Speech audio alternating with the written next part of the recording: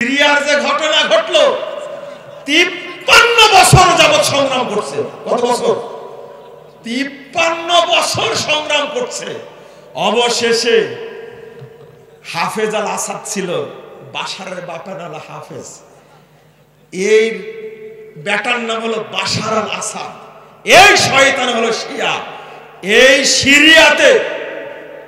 সিরিয়াতে বহু আলেমকে হত্যা করেছে। এই সিরিয়ার প্রতি আমাদের মায়া আছে, আমাদের দরদ আছে। এই সিরিয়াতে জন্ম নিয়েছিলেন ইবনু তাইমিয়া রাহিমাহুল্লাহ। এই সিরিয়াতে বড় আলেম ইমাম ইবনুল কাইয়িম রাহিমাহুল্লাহ, শাইখুল ইসলাম ইবনু তাইমিয়ার ছাত্র ইমাম যাহাবী রাহিমাহুল্লাহ। আপনি কি কেন বলছি জানেন? এই সিরিয়াকে দখলে রেখেছিল 53 বছর যাবত। ইমাম আলবানী রাহিমাহুল্লাহকে 2 বার কারাগারে দিয়েছে এই সিরিয়ার শাসক। 53 বছর যাবত সংগ্রাম করতে করতে আল্লাহ অবশেষে সংগ্রাম কবুল করেছেন। এই বাশার আল আসাদ, এই শিয়া গোষ্ঠীকে আল্লাহ শাস্তি করেছেন। বলে আলহামদুলিল্লাহ। টার্গেট থাকতে হবে কত বছর? কত বছর? অন্তত 53 বছর, তার আগে না। আর আপনি মনে করছেন কালকে জয়ী হবে না, এটা না, সম্ভব না। টার্গেট নিয়ে আগাতে হবে, ধৈর্য নিয়ে আগাতে হবে। তবে আদর্শের ক্ষেত্রে, নীতির ক্ষেত্রে আপোষহীন থাকতে হবে। আপনার সামনে ইবলিস দিয়ে দিবে অনেক আদর্শ। আল্লাহ বলেছেন ইয়া আইয়ুহাল্লাযীনা আমানু ইন তুতিউ ফারিকাম মিনাল্লাযীনা উতুল কিতাব ইয়ারুদ্দুকুম বা'দা ঈমানিকুম কাফিরিন। 100 নম্বর আয়াত সূরা আলে ইমরান। হে মুমিনগণ, তোমরা যদি যাদের কিতাব দেওয়া হয়েছে ইহুদি খ্রিস্টান বিধর্মীদের তোমরা অনুসরণ করো, তাহলে তোমাদেরকে তারা ঈমান থেকে বের করে, মুমিন থেকে বের করে তারা তোমাদের কাফের বানা দেবে। আজকে বাংলাদেশের উপরে পাচার করেছে গণতন্ত্রের মতো কুফরি মতবাদ, বাংলাদেশের উপরে পাচার করেছে ধর্মনিরপেক্ষ মতবাদের মতো কুফরি মতবাদ, জাতীয়তাবাদের মতো কুফরি মতবাদ, সাম্যবাদের মতো কুফরি মতবাদ, সমাজতন্ত্রের মতো কুফরি মতবাদ পাচার করেছে। এমনি পাচার করেছে, এই বাংলাদেশের মুসলিমদেরকে কাফের বানানোর ষড়যন্ত্র করেছে। আমাদের মূল চেতনা হলো ইসলাম। আমাদের অনুসরণে ব্যক্তি হলেন মুহাম্মদুর রাসূলুল্লাহ সাল্লাল্লাহু আলাইহি ওয়াসাল্লাম। আমাদের পূর্বপুরুষরা দেখিয়ে গেছেন সেটা, তারা কখনো আপোষ করেননি। যখন মুসলিম লীগ গঠিত হলো 1906 সালের 30 ডিসেম্বর, তার আগে অল ইন্ডিয়া হাদিস কনফারেন্স গঠন করলেন 1906 সালের 21 ডিসেম্বর।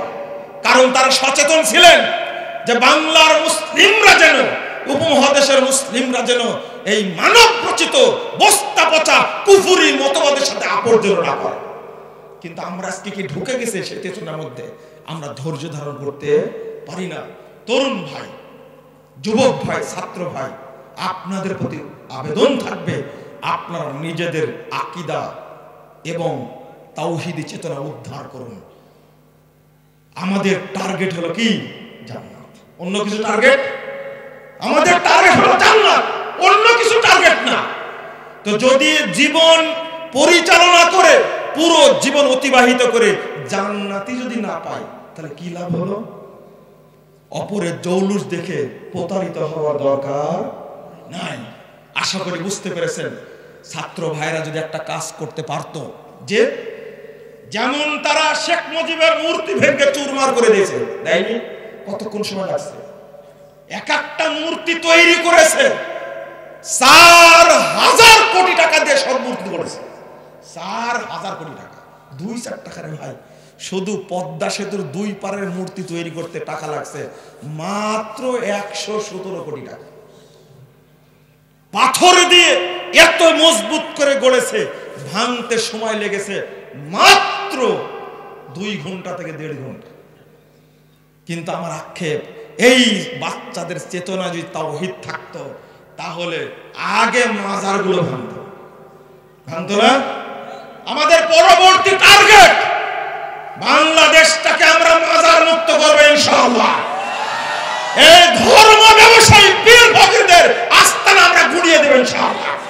এই দেশে রাখতে দেব না। এই মাজার পূজা চলবে না, মানুষের পূজা চলবে কেন, গাছের পূজা চলবে কেন, পাথরের পূজা চলবে কেন? এই দেশে চলবে কেবলমাত্র আল্লাহর ইবাদত। কোন গণতন্ত্রের পূজা চলবে না, সমাজতন্ত্রের পূজা চলবে না, জাতীয়তাবাদের পূজা চলবে না, ধর্মনিরপেক্ষতাবাদের পূজা চলবে না। একমাত্র ইসলামের আলোকে দেশ পরিচালিত হবে। আমি চাই যখন সংবিধান বাতিল হয়েছে, বাতিলই থাক, এই সংবিধান বাংলাদেশের দরকার নাই। বাংলাদেশের সংবিধান হবে কোরআন এবং সুন্নাহ। সৌদি আরবে কোনো সংবিধান নাই, কুয়েতে কোনো সংবিধান নাই, বাংলাদেশের সংবিধান থাকবে না। সংবিধান কেন আপনি তৈরি করবেন? সংবিধান প্রেরণ করেছেন কে? আল্লাহ। মানুষের রব আল্লাহ, রবের প্রেসক্রিপশন অনুযায়ী, রবের সংবিধান অনুযায়ী মানুষ পরিচালিত হবে ইনশাআল্লাহ। অতএব সংবিধান দরকার নাই। ডক্টর ইউনূস সাহেব এসেছেন, আপনি ঘোষণা করেন এই দেশ পরিচালিত হবে কোরআন এবং সুন্নাহ মোতাবেক, আর কিছু চাই না। আল্লাহ তুমি আমাদের কবুল করো, আমিন ইয়া রাব্বাল আলামিন। তরুণ ভাইদেরকে আবার ধন্যবাদ দিয়ে শেষ করছি। আসসালামু আলাইকুম ওয়া রাহমাতুল্লাহি ওয়া বারাকাতুহু। আপনারা কি আরেকটা মনে রাখলেন, 20 এবং 21 ফেব্রুয়ারি দেখা হবে ইনশাআল্লাহ রাজশাহীতে।